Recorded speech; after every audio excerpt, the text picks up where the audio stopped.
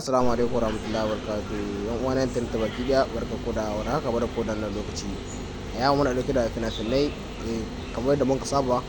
Da farko dai kaji mutum da bayanin namu ko da ku su karami da alamu kararawa.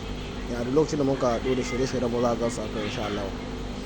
Kamar kuke ganin wannan fina-finai ne na VIP kenan wanda muke sakawa a cikin group namu da VIP mai bukata kenan zai iya magana ta yadda zai sami fina-finai ba tare da san kullun sirrin ba.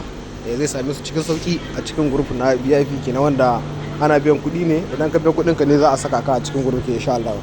Mai bukata kenan zai ɗaukar lamba mu sai mana magana ta WhatsApp ko ta Telegram ta yadda mutum zai samu fina-finai da zaran an ɗora fina-finai zai same su insha Allah. Kuma fina-finai ne a ranar da sun ka fito a ranar muke saka su a cikin group na VIP kamar da kuke ganin muna nuna muku su. Wannan su ne fina-finai da idan ka shiga cikin group da za ka iske su a ciki waɗanda muka saka a baya, duk wanda muka saka a baya insha Allah da ka shiga za ka iske su a cikin group namu na VIP insha Allah. Duk wanda yake bukata kenan zai ɗauka lambar mu sai ya muna magana insha Allah sai mun shigo. Ga mai bukata kenan sai ya kira mu.